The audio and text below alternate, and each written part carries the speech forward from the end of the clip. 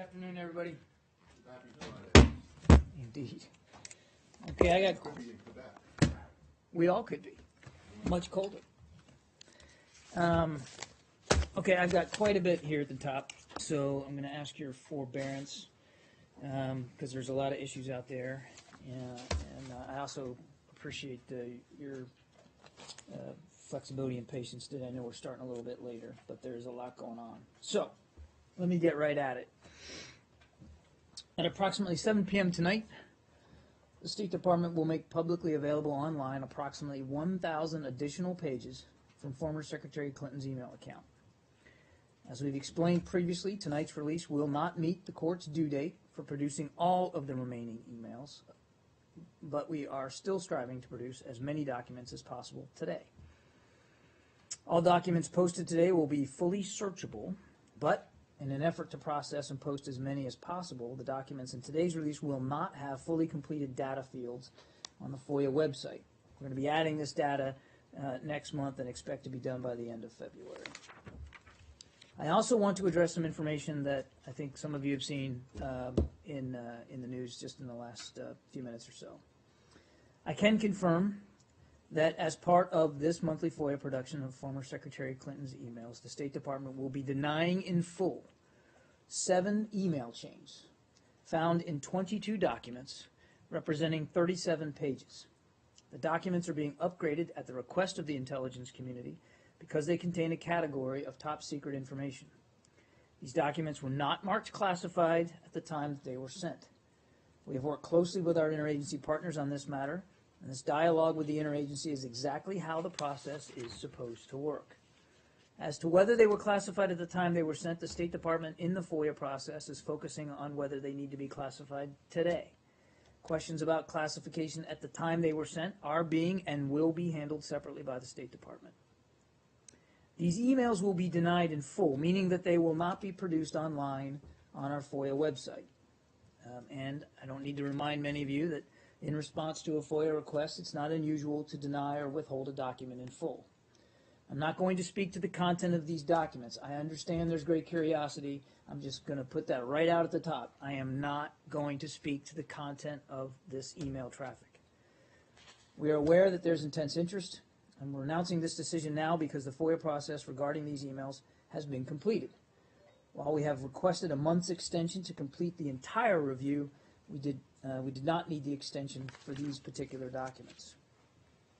These emails denied in full are among the emails discussed recently by the Intelligence Community Inspector General in a letter to Congress. We will not, however, be confirming or speaking, as I said, to every detail provided in the documents or in the ICIG's letter. One of these emails was also among those identified by the ICIG last summer as possibly containing top secret information. And then to remind, we are focused, as the Secretary wants us to remain focused, on producing former Secretary Clinton's emails through the FOIA process. Producing these approximately 55,000 pages is a major undertaking, and our staff is working extremely hard to get this done in a manner that both protects sensitive information and reflects our commitment to transparency and disclosure. I'd like now to shift direction to a different aspect of today's release, an entirely different aspect, which relates to emails exchanged between President Obama and then Secretary Clinton. As the White House has previously stated, Secretary Clinton and the President did, on occasion, exchange emails. As they have also said previously, such presidential records shall remain confidential to protect the President's ability to receive unvarnished advice and counsel, but will ultimately be released in accordance with the Presidential Records Act. I can confirm that 18 emails comprised of 8 distinct email chains between former Secretary Clinton and President Obama are being withheld in full from the State Department's FOIA production today of these emails, of former Secretary Clinton's emails. The decision to withhold presidential correspondence from states' Freedom of Information Act production of former Secretary Clinton's emails was widely covered months ago. In response to a FOIA request, again, it is not unusual to deny or withhold a document in full. To be clear, the emails between then Secretary Clinton and President Obama have not been determined to be classified. They are entirely separate and distinct from the emails in today's release that were upgraded to top secret, secret, or confidential. And I'm not going to speak again to the content of that email traffic. On Syria, UN Special Envoy Staffan de Mistura had a preparatory discussion today in Geneva with the Syrian government. I think some of you have been tracking that. The Syrian opposition's High Negotiating Committee, the HNC, otherwise known, has not yet sent a delegation, and we continue to encourage them to respond positively to Mr. de Mistura's invitation. We're going to continue to strongly support this UN-led process, and we're going to remain focused on the need for a political transition in Syria, a ceasefire, and the need to implement confidence-building measures, including immediate humanitarian access to all besieged and hard-to-reach areas in Syria. As we said before, the Assad regime must provide full humanitarian access to the many places, 15 out of 18 besieged areas according to the UN, in which it is blocking access now. This behavior is obviously unacceptable. And we also look to the Russian government to help make such access happen, as it committed to doing as a member of the ISSG. We encourage the regime and the HNC to attend Geneva because it is an opportunity to test the regime's intentions and propose serious practical ways to implement a ceasefire and these other confidence-building measures, even as we address issues such as humanitarian access and an end to airstrikes by the regime and its international backers on civilians on an urgent basis. We believe the opposition should attend the Geneva negotiations without preconditions. There's no change to our policy on that. Switching to Saudi Arabia, the United States condemns in the strongest terms today's attack on the mosque in Mahasen, Saudi Arabia, which killed at least 2 people and wounded others who had peacefully gathered in Friday prayer. We express our condolences, of course, to the families and the victims, and we applaud the rapid apprehension of the attackers, which prevented further violence from unfolding. As Secretary Kerry emphasized last week during his stop in Riyadh, our relationship with Saudi Arabia remains strong and enduring. We are working together, both bilaterally and as partners in the global coalition, to defeat Daesh and counter the ongoing threat of violent extremism. We stand with Saudi Arabia at this time of mourning and against these brutal extremists. On Burundi, we underscore our deep alarm over recent reports of alleged mass graves in Burundi, including Amnesty International's report yesterday that identified these possible graves using witness interviews and overhead imagery. As the African Union holds its 26th summit in Addis Ababa, we call on the government of Burundi to commit publicly to allow the immediate deployment and unimpeded access of the AU human rights monitors to investigate these allegations and other reports of serious human rights abuses and to hold perpetrators accountable. We're also deeply concerned by today's reports of arrest of independent journalists. While the journalists have now apparently been released without charge, we understand that Burundian authorities have stripped their credentials and continue to retain their equipment. The government continues to restrict media freedoms in Burundi. These restrictions, coupled with the government's refusal to allow independent human rights investigations, raise deep concerns about the government of Burundi's commitment to transparency and accountability for human rights violations and abuses. Finally, a travel note. I think you may have seen we put this out earlier. The Secretary will travel on the 2nd of February to Rome, Italy, to lead the U.S. delegation to the Global Coalition to Counter ISIL Small Group Ministerial. Coalition partners will review progress to date and discuss ways to further intensify commitments across all lines of efforts to degrade and defeat this terrorist group. Other nation countries to be represented include Australia, Bahrain, Belgium, Canada, Denmark, Egypt, the European Union, France, Germany, Iraq, Italy, Jordan, Kuwait, New Zealand, the Netherlands, Norway, Qatar, Saudi Arabia, Spain, Sweden, Turkey, United Arab Emirates, United Kingdom, and of course the United Nations as observers. The next day, on the 3rd, the Secretary will travel to London, and while there he will lead the U.S. delegation to the 4th Syria Donors Conference, which will include 25 world leaders from other donor nations impacted by the crisis. This conference is going to be hosted jointly by the UK, Germany, Norway, Kuwait, and the United Nations. With that, Right. Let's start with emails. Surprise, surprise. You said the documents are being upgraded at the request of the intel community because they contain a category of top secret information. Can you, I know you won't get into the actual content of them, but can you say what category of top secret? no, I cannot. Secondly, does this mean that the State Department has lost the argument with the IC over whether or not this information should be classified as top secret or not? I never spoke to an argument that was had. I said that we were in constant consultations with the intelligence community about classification concerns on some of those emails. Again, we've worked closely with the intelligence community at their request.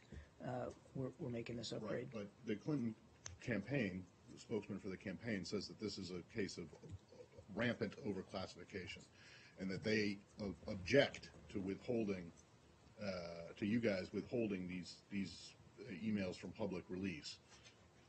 What's your response to that? I'm not going to get into debating or discussing candidates one way or the other on the campaign trail. What I will tell you is that we worked closely with the intelligence community on this, as we have throughout this process, and at their request, we are upgrading this particular traffic. So it was not your determination necessarily that this information was top secret. This was in fact, you guys were prepared to release it until the intel community came in and said, "Hey, wait a second." No, I wouldn't say that, Matt. As I said, we had an ongoing discussion about this traffic with them. At their request, we've decided to make this upgrade. It is a State Department decision. We're doing it, but we're doing it at the request of the intelligence community, and we're going to continue to coordinate and consult with them going forward. Lastly, for the time being at least, you said that the separate category, the exchanges between the President and Secretary Clinton, there are 18 emails? Yeah, 8. I think I said 8. Does that mean that they only emailed each other 18 times for the 4 years that she was a Secretary of State? I can't speak to 48 months. I mean, have you gone through all of them, and she only communicated with the President 18 times by email? Of the 55,000 pages of traffic that was handed over by the former Secretary Clinton to us to go through for release through FOIA, we have found these 18. And I do not expect that there will be more. Well, does that strike you as being a bit unusual? I mean, my boss, I have 18 emails an hour with her sometimes. Well, she's not president, clearly, although. But you need to be. Sometimes. But you need to be micromanaged, I think. Okay. So this would speak to the fact that the Secretary Clinton did not need to be micromanaged. Well, maybe. I mean, look, I can't speak to that. 18 times in 48 months. I cannot speak to, and I haven't. Not going to start speaking to former Secretary Clinton's email practices and who she emailed and how often. What I can tell you is we know of these 18, and I'm not expecting any more. As you know, we're getting very near the end here of the entire 55,000. Justin? I have a couple questions on this. Why withhold them altogether rather than redact in full, as you have done with other classified emails that you've deemed classified? Each bit of traffic has to be taken case by case. And as I said, I'm not going to talk about the content. And again, Justin, it's not unusual to withhold in full a document from the FOIA process. It is so far in this process. It's the first time you've done that, correct? I'm not aware of a previous instance where we have done it in this. And you're not going to say why you're doing that? I mean, why can't you just say... We're doing it to protect sensitive information, as we are required to by the law. Okay. You also put in the statement... Catherine, I get you. In the statement, you also say, as to whether they were classified at the time they were sent, the State Department basically isn't focusing on that. Questions about classification at the time the emails were sent are being handled separately by the State Department. So the State Department is still handling that, whether they were classified at the time they were sent? What I said was, none of this traffic was marked classified at the time it was sent. Classification at the time is an issue that is and will be handled separately by the State Department. Okay. When is that determination going to be made? I don't have it. I don't. I can assure you that we will work through this as thoroughly as possible and as expeditiously as we can. But there's not a deadline on that determination. Don't you think it's hard for the public to believe that you could be talking about emails that are suddenly classified in nature today, but not at the time they were sent? I mean, we're sort of racking our brains to try to figure out a scenario in which that is possible or plausible. Well, as we've said before, even before today, there are reviews and investigations going on about the past email traffic and the degree to which things were classified at the time. What we've said consistently is nothing was marked classified at the time it was sent, and that still remains true today and for the tranche that will be released later. But as I said, issues of classification at the time it was sent are now and will be handled in a separate process here at the State Department. And knowing this now, last one for me, knowing this now that you've got top secret emails or information that is top secret, are you willing to say whether any rules, any State Department rules were therefore broken in this by? Well, as I said, the State Department's going to take a look here at that. So I'm not in a position today to say definitively one way or the other. Anything else? I thought I answered it pretty well. But no, I think I've answered it pretty well, Catherine. Okay, thank you. Okay, so I just want to be clear because the ICIG's letter from January 14th, we've confirmed that it was the finding of the agencies who own the intelligence that they were top secret, even containing SAP information when they hit the server. So this is a settled matter. This is not something that is still being pursued. Do you accept that? The emails that have been upgraded at the request of the intelligence No, community. wait a second. I don't mean to be disrespectful, but I don't want to get into this upgrading conversation because the finding of the agencies who controlled the information is that it was top secret SAP when it hit the server. That is the finding that was communicated in this letter. Does the State Department now accept that finding? I'm not going to speak specifically to that letter or the ICIG's findings. You'd have to talk to them about that. Well, What I can tell you, Catherine, is that in consultation with the intelligence community, we are making this upgrade, and we believe it's the prudent, responsible thing to do. I'm not going to speak to the ICIG's findings or their correspondence with Congress. All right, well, the finding is that they were top secret SAP when they hit that server. So I want to also clarify, you mentioned one of the top secret emails from last summer. That email has also been adjudicated. Those two are settled matters as well. Is that not known to the State Department? I already mentioned the fact that one of the emails that is being upgraded in this tranche to TS is one of those emails that we talked about last summer. And the other one was returned to the State Department as not possessing any intelligence community equities. Well, there's so many top secret, I guess we can't all keep them straight. But our understanding is that the two We're doing our best to keep it straight right here at the State Department, Catherine. Just as a final question, we made a query to the State Department, Lauren Hickey, at 9:25 this morning because we had confirmed that emails were being withheld in their entirety. And we were told that the State Department had no comment. Then this afternoon, once we posted our story, we saw a comment was provided to the Associated Press. So I'm just wondering what happened here. We were working this, as you might expect, we've been working this very hard all month, as we do every month. And as of this morning, the process was still ongoing. So we weren't in a position, one way or the other this morning, to speak with great specificity.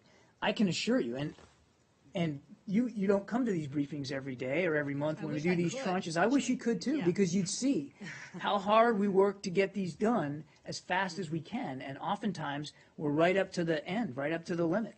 And today, Friday, the 29th of January, unfortunately is no different.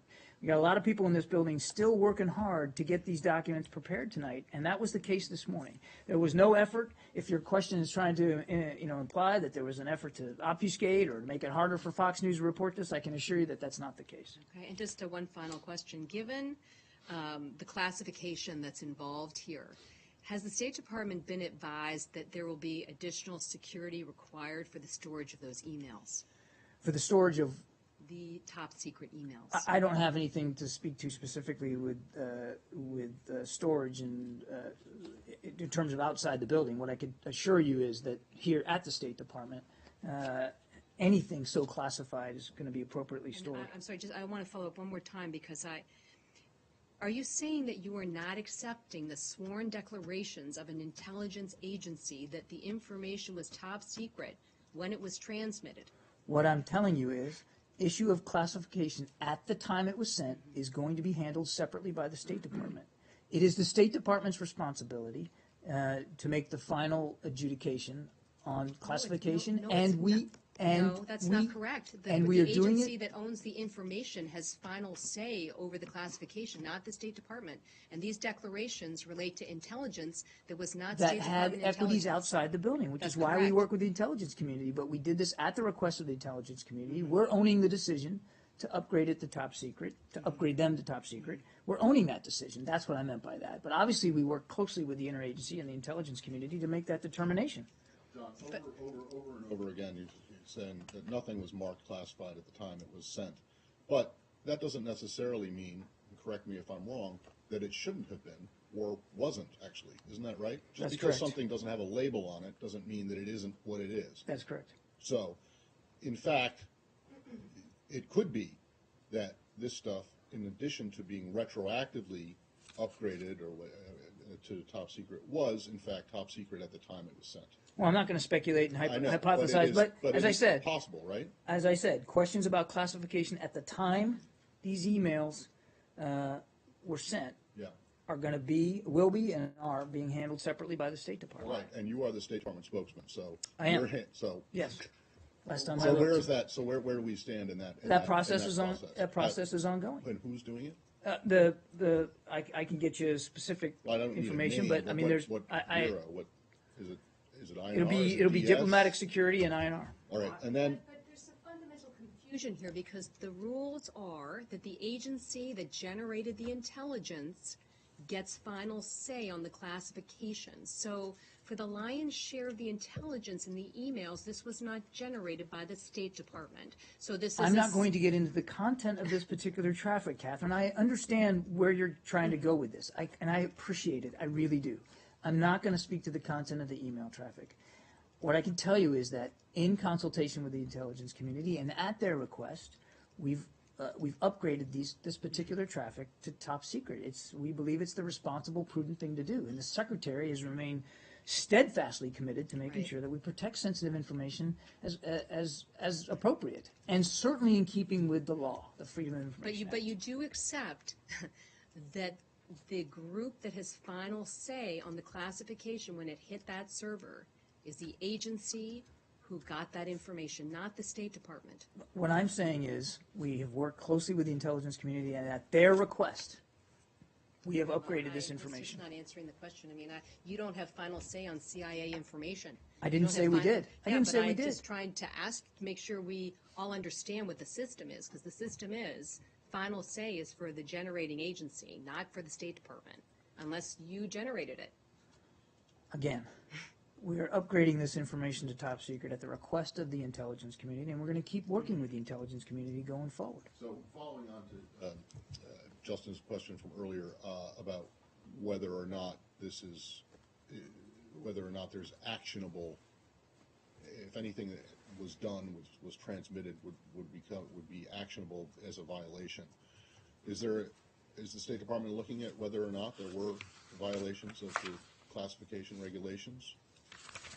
Or is that something that gets done by just the Justice Department? No, we're going to look, obviously, we're going to review this at the State Department to see if there's any appropriate action that needs to be taken. Okay, and what would, in a case where, in a case that isn't publicly known about like this one, because I know you don't want to talk specifically about this one, but if an employee is found to have violated the classification regulations, what could happen to them? And once an employee has left the building, is there anything that the State Department can do? Well, I'm not a legal expert on terms of what can happen to an employee who's left specifically, but if warranted, the department could take appropriate action, which could include, and this is just an inclusive list, I'm not by any means saying that a particular path here is going to be pursued, but it could include counseling, it could include issuing warnings, security infractions, or security violations or other action. I'm not going to prejudge the outcomes of any of this. But when you say issuing warnings, or what was the other thing? violations? Counseling, Are any warnings, of those- security infractions or security violations, or other action. So conceivably, one could lose one's job for violating this? Or not? Conceivably, Okay. but again, I'm not going to And prejudge. What is counseling? What does that mean? Well, Send them to a shrink or something? I mean, why counseling? counseling refers to either written or oral discussions to correct behavior or conduct. And again, it can be in a written or oral So it's like- form, and some of those counselings So it's can like stay a with one as you reprimand. work through your career, or they may Permanent not. record type stuff? A Could be, reprimand. possibly, Okay. maybe not. And who exactly is looking at that? As I said, Is that the this same review is people being who are done by looking- the diplomatic security and INR. So that's the same, it's the same review as to whether this stuff should have been or was in fact actually classified at the time it was sent, even though it wasn't marked. The same people who are looking at Questions that about the are looking classification. into whether there was a violation of the classification. Questions about classification at the time they were sent. Yes.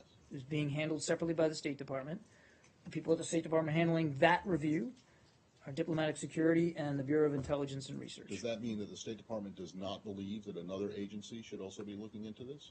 Another agency. I mean, is it the State Department's position that your own investigation into this, into both of these? There are, things- as you know, I know. other reviews and investigations Exactly, going on. but do you believe that those are appropriate, or that they're? That's not for or me do to you speak think- Do you think that the State Department should just handle this all in-house, as it were? That's not for me to speak to. We're gonna do the review that we believe we need to do. We're obviously have, since the beginning of this, been in very close communication and consultation with the interagency, and I don't expect that's going to stop. There are, in addition to what we have to do, there are, as you know, ongoing reviews and investigations into these practices as well. This will be my last one. On the 18 emails with the president, it just strikes me as being a very small amount of exchanges between the president and his Secretary of State. Do you understand that that among the 55,000 work-related, do you know if any of the ones that weren't turned over could be like personal communication back and forth between the president that would not come under this presidential privilege? I don't know the answer to that. Again, Matt, it's important to remember this traffic came from the 55,000 pages that former Secretary Clinton turned over to the State Department after she and her team went through all of her traffic and determined which were professional related and which were not. So we can only deal with what we've been given. Right. And out of the 55,000 pages thus far, and I don't expect this is going to change, there are these 18 Is emails. it your understanding that the white presidential privilege would apply to, innocuously, if she sent an email saying, happy birthday or something like that, that would still apply? It still gets withheld entirely just because it was with the president? The decision about withholding, first of all, it's not, nobody's invoking executive privilege on this. And as I said, they're being withheld to remain confidential to protect the president's ability to receive unvarnished advice and counsel. And they ultimately will be released in accordance with the Presidential Records Act. I don't know what the content is of them, Right. and it's we're not going possible- to speak to the content. So it's of them. possible, though, that these emails that you're withholding from the presidential chains do not contain unvarnished advice and counsel? I'm not going to you speak don't to know. I'm not going to speak to the content of them. They're being withheld, and they're going to remain confidential to protect the president's ability to get unvarnished advice and counsel. But your question goes to content, and I simply don't have that information. Yeah, Laura. So not to belabor this point, but I noticed you've been changing up your verb tense when talking about this review of whether these emails were classified at the time they were sent. Are being reviewed and will be reviewed. Is that review going on right Yes. now? And do you know how long? I wasn't it's trying to been be going cute. on? It is going on. It will continue to go on.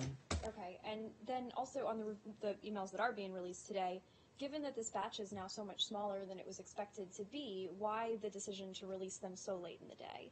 Wouldn't they be done by now? Look, nobody would like to get them out earlier in the day more than I would. But as I said to Catherine, I mean, we've been running up to the last day of every month for the last 6 months, right? And it's because there's just so much volume to go through. This is a much smaller batch than any of the previous. It is a much smaller batches. batch, but you can't just look at the numbers. You got to look at the amount of interagency review that some of these emails require. and some just require more interagency review than others. Some need more time to look at than others, and I think that that's really what's driving this more than anything else in this particular batch. Look, we take it seriously. We'd like to have more out tonight than the approximately 1,000 we think we're going to, and you know, by 7 o'clock tonight, maybe we will have. I don't know. They're working on it literally as you and I are talking right now. We don't like the fact that we had to ask for an extension, but we did because we take it so seriously. It is, while it is very important, obviously, to meet the judge's requirements every month. We have a deadline, and like you, we respect deadlines. It is. Apparently not. I'm getting there. See, this is why you get so many emails from your boss. It is equally, if not more important, that we do this responsibly and prudently, and that we do take the necessary steps to protect sensitive information. The act of protecting sensitive information can be more complicated on some traffic than others. So there's nothing more behind a 7 o'clock Friday release than that there's a lot of people working really hard to get it done. So, from what you're saying, does that mean that this batch contained a particularly high number that were sent to the interagency for further review? I'm not going to speak to the content specifically of each email. What I can tell you is that, as a matter of fact, some of these emails, some of the traffic requires more interagency review than others. That tends to slow the process down. Well, given that more than 7,000 emails have been just recently sent to the interagency for review, are you confident that the rest of these emails are going to be out in a month? What's going to be quicker then? I can tell you we're going to work really, really hard to make that happen. Do you know if these emails, either the 37 pages that you're saying are top secret now, or the 18, would they have been among the emails to be released today? I don't know that. I don't know that I can say that definitively. That is a separate.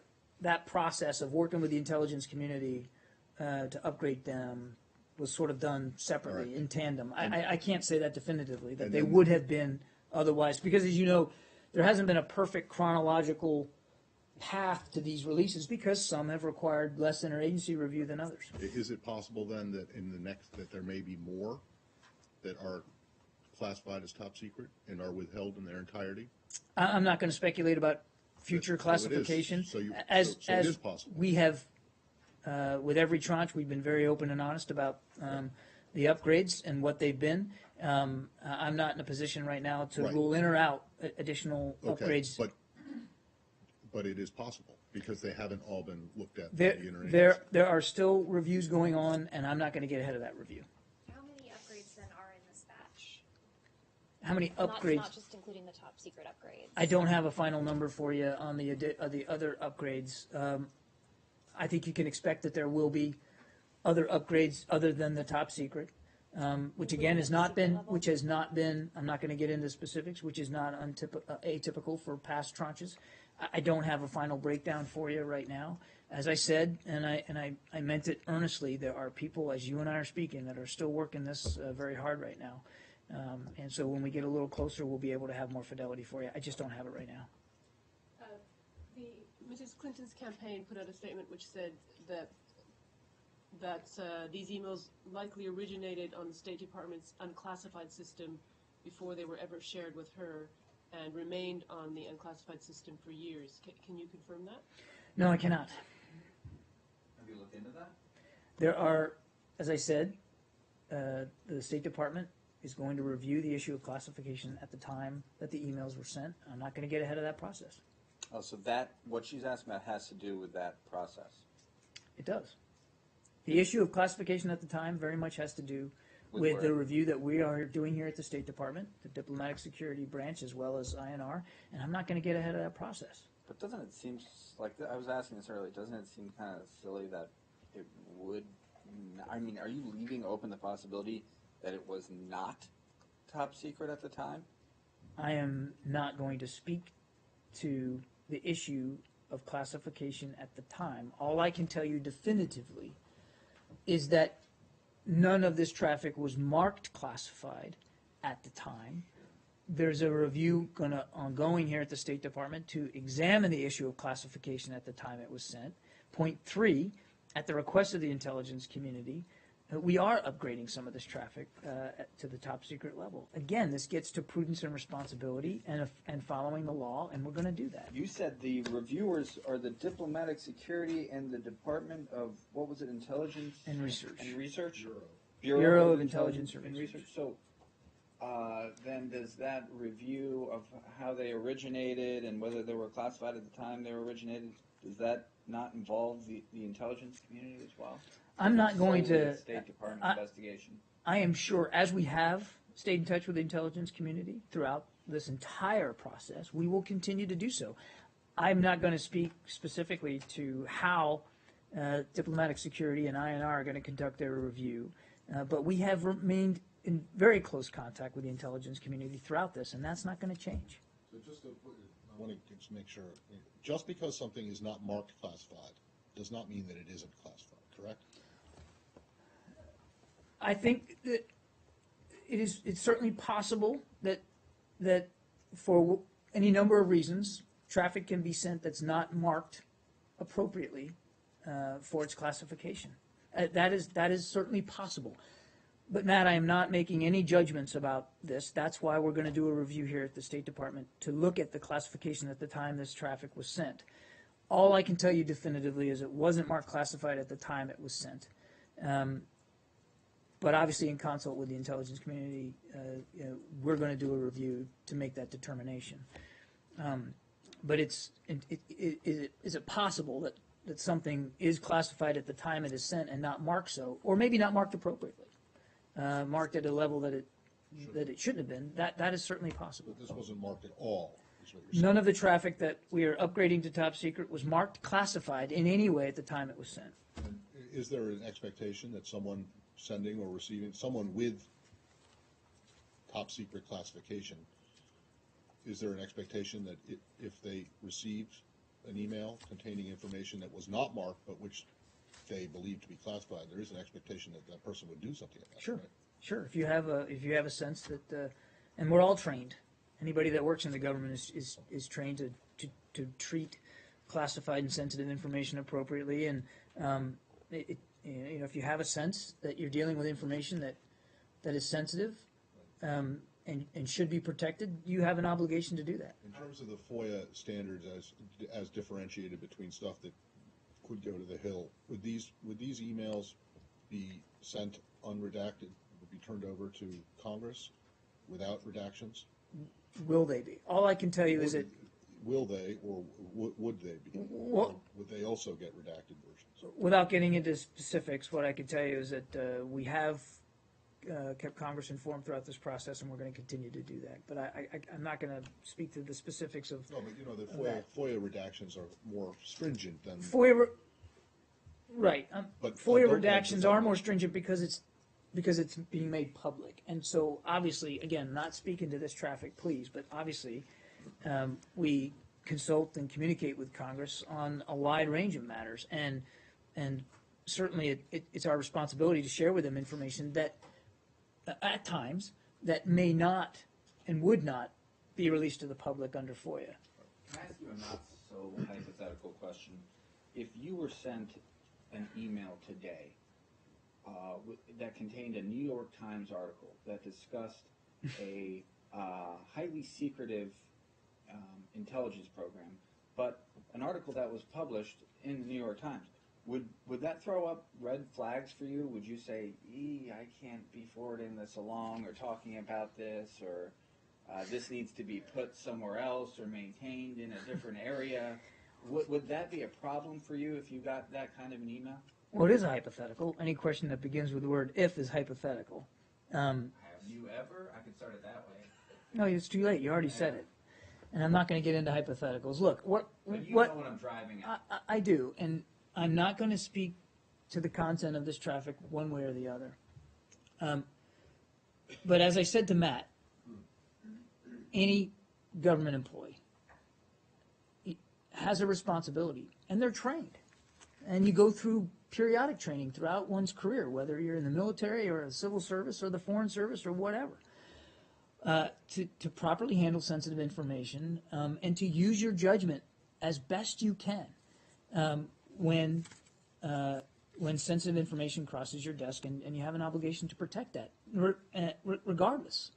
And that never changes. That obligation never changes. And as somebody who's been in government service now for 30 years, I can tell you that is something that you take seriously, regardless of where it comes from and how you got it and what you're seeing. You have an obligation. Sounds like you would treat it carefully.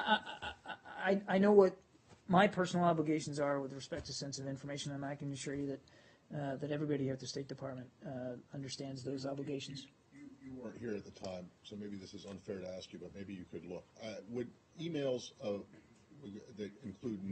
that included news reporting of either the WikiLeaks cables or the Snowden revelation, would those be considered classified, even though they're they're all over the place? Everybody knows the contents of them. I don't know.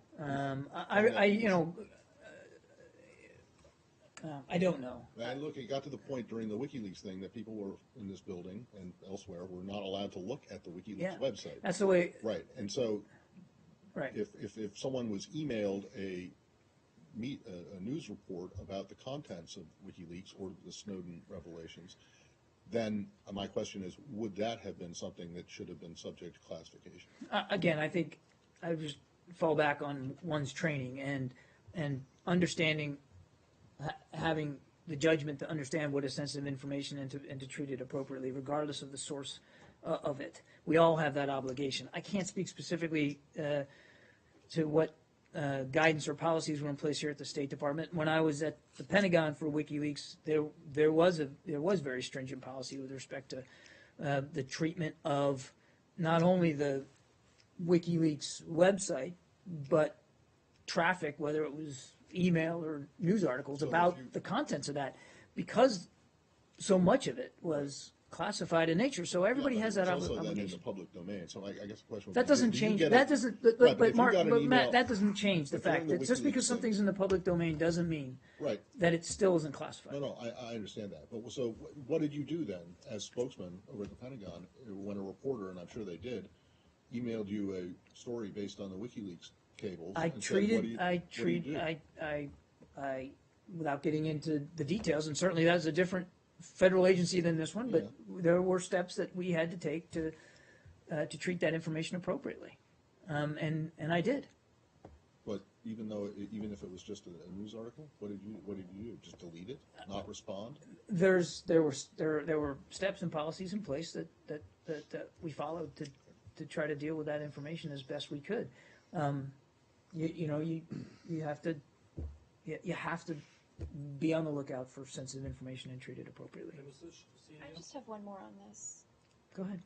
Just to put a fine point on what you said earlier, are you ruling out the possibility, are you leaving it open, that the State Department could be seeking an extension beyond February 29th for the release of these I'm not emails? prepared to say one way or the other So it's about any possible. additional extensions. We've asked for the extension into February, and I can assure you that we're going to work very, very hard to meet our obligations under that extension. John, Syria. HNC has announced a while ago that they will send a delegation tomorrow to Geneva after they have received guarantees from the UN, United States, and their allies, especially Saudi Arabia, regarding the implementation of UN Security Council 2254. Are you aware of these guarantees? I would refer you to Special Envoy de Mistura to speak to conversations that he's had with the HNC. As I said at the opening, the Secretary has been very clear that it's important for these talks to continue without preconditions, to get people to begin the process of negotiating an end to the civil war in Syria. But I would refer you to Mr. de Mistura for more details about his particular conversations with the HNC.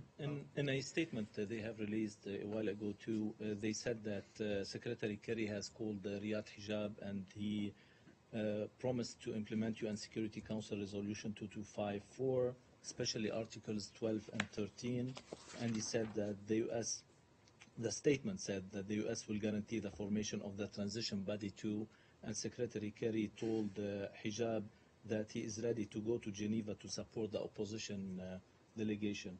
Can you confirm that? I can confirm that he had a conversation today with Dr. Hijab.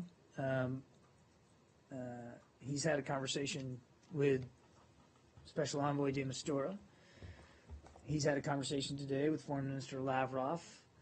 So even while he's up in Quebec City today, he has been very much engaged in following this process and monitoring it and talking to all the relevant parties. And the implementation of paragraphs 12 and 13 of UNSCR 2254 are necessary by all parties, Michelle, all parties. And so the Secretary has made that clear as well.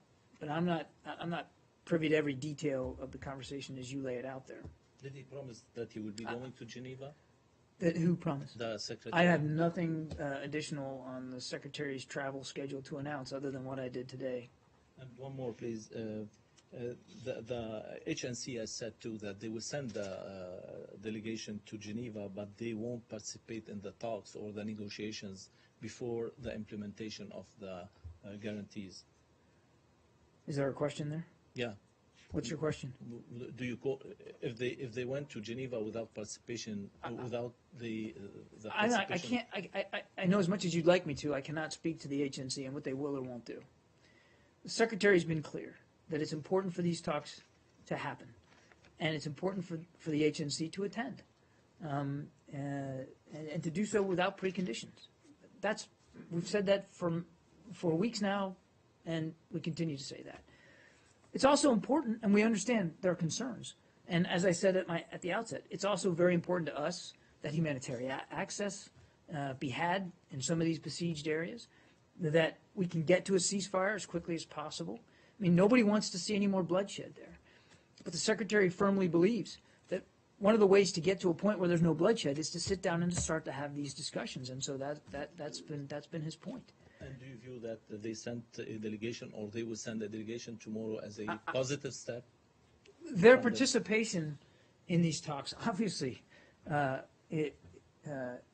is crucial, and certainly would be positive. I mean, the whole idea of these discussions is to get the regime and the High Negotiating Committee, or the negotiators that they choose, to begin to talk, so that we can start to lay out a process here for a political transition. So yes, it would be positive. Yes, it would be welcome. But I can't speak to their individual travel plans. They have to speak to that. We have been consistently clear that it's important to get these talks going, to get this process moving forward. Again, to get these talks going without precondition. But since these are proximity talks and not face-to-face negotiations at all, at least this first, Right. Why is it important for them to go to Geneva? Why can't they just sit in Riyadh and, I mean, I don't understand. If they're not going to be sitting down together with the government, what's the difference if they're in the next Proximity room, means the close. next city, Proximity the next means continent? close, man. It doesn't mean thousands of miles away, and it's a whole lot better to facilitate some sort of dialogue if you're in the same city, and we believe it's important for them to be present for these talks. It just seems to, if they're not going to get what they're asking for and they're not going to participate, Well, these are ultimately. it seems like a waste of time and money to send them all the way there. And do we? Who is paying for you're them? Or is it- prejudging the outcome. You said they're not going to get. We don't. Oh, they're in saying order that to they have, in order to know whether you get to an outcome, you have to have a discussion, and we want them to be there to have these discussions. We believe it's important. But the discussion right now is the government talking to itself and the government talking to de Mistura, and when they show up, if their conditions aren't met, they're not going to join it. So the discussion will just be with themselves. I don't see how that accomplishes anything. We believe it's important for them to be present, to have these discussions, because we believe that's the way to move forward and to actually have an outcome. Yeah. The State Department and Mr. Kerry have been in direct contact with the opposition, of course, over these talks. Are there any efforts or perhaps plans to have direct contacts with the other side, with the regime side, with regards to these talks as well? By the United States? No. Yes. There are reports suggesting that Secretary Kerry told the Syrian opposition groups they are risking their funding if they will not attend the meeting. Would you confirm that? I'm not going to get into the specifics of discussions that the Secretary has had, but the notion that he has threatened them or put some sort of overt pressure on them or anybody else in this process is not true. Yeah. Yes, do you have a readout of the phone call between Secretary Kerry and Foreign Minister Lavrov? Yeah, I think I can give you a little something. Give me a second. I can't wait for me to have all this on an iPad. We're going to get there. The Secretary stressed in his conversation with Foreign Minister Lavrov today the need for all international Syria support group members to push for progress on the political track, and he encouraged Russia to press the Syrian government to implement critical steps to address the needs of the Syrian people now and to promote progress in peace talks in Geneva. He emphasized the importance of ensuring humanitarian access immediately to those hard-to-reach areas, and he called on Russia to avoid strikes that hit civilians. Is there any plan to talk with Russia about North Korea? I mean, was it any part in that conversation? I just gave you the readout from the conversation today with Foreign Minister Lavrov. He speaks routinely and frequently to Foreign Minister Lavrov. Obviously, issues in Northeast Asia, particularly the danger and the threat posed by the North Korean regime, remains a topic that is of global concern. And it's something that he has spoken to and will continue to speak to various world leaders. Do you also have a readout, of the discussion between Secretary Kerry and foreign ministers of Japan and South Korea? He spoke to them both by phone last night, and again, the conversation was very much about the continued threat posed by the North Korean regime and the need for strong international consensus through the UN to put into place measures which could possibly include stronger sanctions to hold the North accountable for its provocative acts. Was there a sense of... Sorry, another follow-up on that. Was there a sense of concern that China is not being cooperative on I think, what I'll do is I'll point you to Secretary Kerry's press conference in Beijing, where he and Foreign Minister Wang spoke at length about the discussions that they had, and the tensions in Northeast Asia, and the discussions that he had with Chinese leaders there. He spoke to that at length, and I'd point you to that transcript. Japan, though, has begun preparing for potential missile tests by North Korea. Is there any support that the State Department is giving as a clear indication of support to Japan? I'd let Japan speak to their decision. If they are making preparations, that's for them to speak to. And I'd refer you to DoD on any preparations. I'm not aware of any, and that wouldn't be something for us to speak to. Yeah. Thank you. Very close to that. Have you come back from China with a higher hope that China would be more helpful in dealing As the with Secretary said in Beijing, and as Foreign Minister Wang said, the Chinese are prepared to do more here to hold the North accountable. But they have to speak to what that would look like and what that would be like. They didn't go into great detail in Beijing in terms of what that means and what they'd be willing to do, but they did agree to do more. And I've seen some coverage that would indicate otherwise, and it's simply not true. They did agree to more affirmative actions to hold the North to account. On the second issue, the Chinese foreign minister said what China is doing in South China Sea does not amount to militarization of the region. And Secretary's response to that was not exactly taking on that point. So does the U.S. agree with that view that what Chinese construction activities and other things in South China Sea do not necessarily constitute militarization of the region? The Secretary again has spoke to this. I highly encourage you to go look at the press conference that he just held in Beijing, where he spoke about tensions in the South China Sea, and the need for all parties to take steps to de-escalate the tensions. And nothing has changed about our view that that militarization of these reclaimed features does nothing toward that end.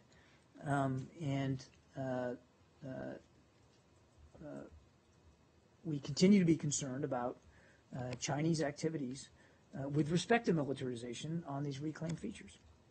Yeah. On the phone call between Secretary Kerry and Mr. Lavrov, Russia's foreign ministry has said today that Mr. Lavrov expressed his indignation to Secretary Kerry over made-up accusations against President Putin made by a U.S. administration official. Do you have anything on this? I believe my colleague Mark addressed this yesterday in terms of those comments made by the Undersecretary of the Treasury. I don't have anything to add to it today. Okay, thanks everybody. Have a great weekend.